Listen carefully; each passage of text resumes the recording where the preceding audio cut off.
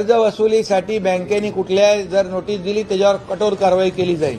काय एकनाथ शिंदे निस्तेच उपमुख्यमंत्री झालेत, घंटा ऐकतात का तुमचं राज्यातले कर्मचारी? वर्धा जिल्ह्यातील सेलू येथील बँक ऑफ इंडियाचा मॅनेजर माजलाय, कारण तो सरकारचा शासन निर्णय पायदळी तुडवतोय। माझे मित्र आहेत युट्यूबर राहुल शिंदे, त्यांचा मला फोन आला। ते म्हणे माझे शेजारी आहेत रामदास झाडे, यांनी CCI ला कापूस घातला। तो कापूस घातल्यानंतर त्यांच्यावर बँक ऑफ इंडियाचं कर्ज होतं, त्यांना माहिती होतं की ही बँक ऑफ इंडिया माझं कर्ज हे वसूल करून घेईल माझ्या या CCIच्या कापसाच्या पैशातून। त्याच्यानंतर त्यांनी ते स्टेट बँकेमध्ये टाकण्याचा निर्णय घेतला, परंतु तो आधारशी लिंक असल्यामुळं ते बँक ऑफ इंडियामध्ये पैसे गेले आणि त्या ठिकाणी पैसे गेल्यानंतर ते जेव्हा पैसे काढण्यासाठी गेले त्यावेळेस तो मॅनेजर श्रीवास्तव नावाचा मॅनेजर आहे, आणि साले हे हिंदी सायडर इतकं बेजार करतात आपल्या मराठी लोकांना, म्हणजे तिकडनं येऊन इथं दादागिरी करतात। यांना दाखवावं लागतं जरा झपका। आणि त्यानंतर तो म्हणाला की मी तुमचे पैसे देऊ शकत नाही। शेतकरी म्हणाला का, तर तो म्हणाला आधी कर्ज भरा। त्यानंतर शेतकऱ्याने सांगितलं की दोन शासन निर्णय आहेत, एक 9 ऑक्टोबरचा आहे, एक 26 नोव्हेंबरचा आहे। दोन्हीमध्ये सुद्धा सरकार म्हणतंय की 1 वर्षास पीक कर्ज किंवा शेती निगडीत कर्जाला स्थगिती, असं असताना सुद्धा बँक मॅनेजर पैसे द्यायला तयार नाही। तो म्हणतो जेव्हा कर्जमाफी होईल त्यानंतर तुम्ही तुमचे पैसे घेऊन जा। त्यानंतर हे संबंधित शेतकरी नितेश कराळेकडे गेले। नितेश कराळे या शेतकऱ्यांना घेऊन थेट LDM ला भेटले। तो संवाद ऐका। अडवणुकीचा शेतकऱ्याला त्रास होते ना। 1 वर्षाचा तर करंट इयर म्हणत आहे, पण लिहिले नाही। अरे बाबा हो, त्याच्यासाठी आपण पाठवत आहे।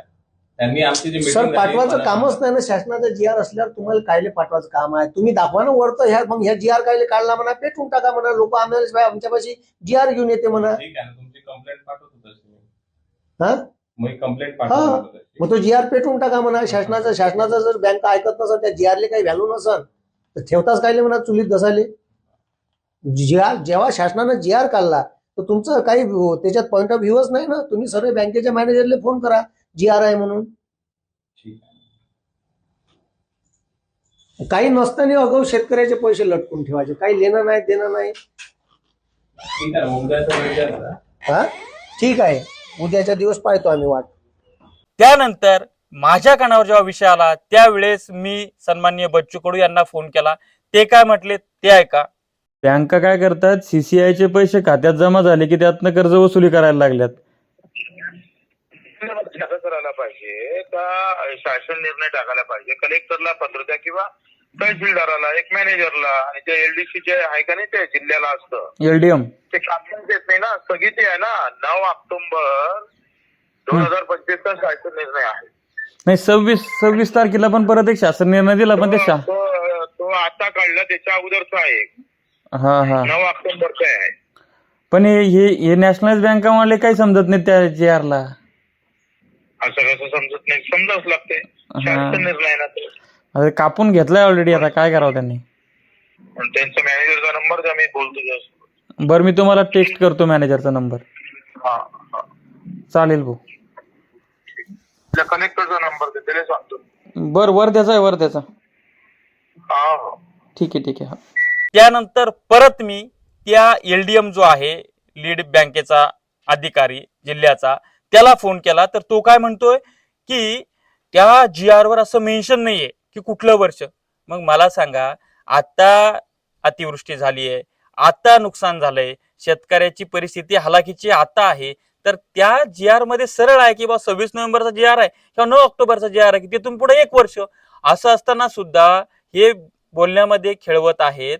त्यानंतर आमचे शेतकरी संघटनेचे जिल्हाध्यक्ष उल्हास कोटमकर असतील, आमच्या शेतकरी संघटनेचे प्रदेशाध्यक्ष दीपक चटप असतील ॲडव्होकेट, यांच्या कानावर सुद्धा हा विषय टाकलेला आहे। त्यानंतर माझे काही आमदार मित्र आहेत, त्याच्यामध्ये अमित झनक आहेत, आमचे मेकरचे महाविकास आघाडीचे आमदार सिद्धार्थ खरात आहेत, यांच्या सुद्धा कानावर हा विषय टाकलेला आहे की विधानसभेमध्ये याचे पडसाद उमटू द्या। एकीकडे सरकार जर सांगत असेल की आमचा शासन निर्णय हा सगळ्या कर्मचाऱ्यांवर, बँकांवर बंधनकारक असताना बँक ऑफ इंडियाचा, सेलूचा मॅनेजर किंवा LDM तिथला हे कस काय ते धाब्यावर मारू शकतात?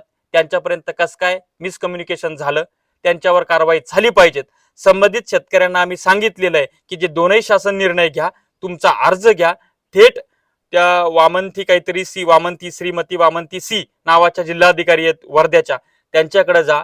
हा अर्ज द्या आणि त्यांना म्हणा तुम्ही डिस्ट्रिक्ट मॅजिस्ट्रेट आहात, तुम्ही जिल्हा दंडाधिकारी आहात, हे सरकारचा बाबासाहेबाचा कायदा पायदेही तुडवायला लागलेत, यांना सुद्धा एकदा पायदेही तुडवा, यांच्याकडनं खुलासा मागवा, यांच्याकडनं क्लॅरिफिकेशन घ्या आणि समाधानकारक खुलासा नाही भेटला तर यांचं निलंबनाची कारवाई सुद्धा होऊ शकते.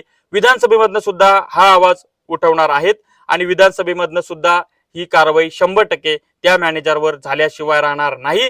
आणि तुम्हाला सांगू का, आमच्या भागातला मॅनेजर अशा पद्धतीची गोष्ट करतच नाही, कारण त्याला माहिती आहे त्यानं तशी गोष्ट केली की आमच्यावर 353 झाली, म्हणजे समजण्यावालों को इशारा काफी आहे.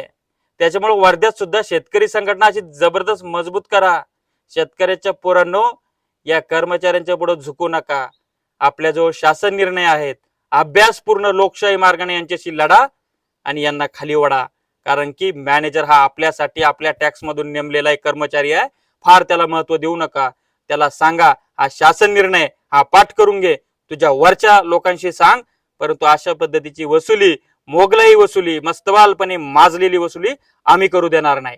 आम्ही पाठपुरावा तर करणारच आहोत. कर्तव्यात कसूर म्हणून सदर लीड बँकेच्या त्या मॅनेजरवर सुद्धा आणि या ब्रांच मॅनेजरवर सुद्धा कारवाई झाली पाहिजे. त्यामध्ये निलंबनाची कारवाई झाली पाहिजे. विधानसभेमधनं सुद्धा पुरा आम्ही प्रयत्न करणार आहोत. याच्यानंतर एकाही अधिकाऱ्याची हिंमत नाही झाली पाहिजे की इथे येऊन दादागिरी करायची आणि सरकारचा नियम धाब्यावर मानून शेतकऱ्याला छळायची. एकाची हिंमत नाही झाली पाहिजे. एकनाथ शिंदेचा व्हिडिओ आहे का? कर्ज वसुलीसाठी बँकेने कुठल्या जर नोटीस दिली त्याच्यावर कठोर कारवाई केली जाईल. काय एकनाथ शिंदे निस्तेच उपमुख्यमंत्री झालेत. घंटा ऐकतेत का तुमचं राज्यातले कर्मचारी? फडणवीस साहेब, अजित पवार, टगेगिरी करण्यात बिझी आहे तुम्ही. फक्त या राज्याच्या तिजोरीचे वाटोळं लावलंय तुम्ही.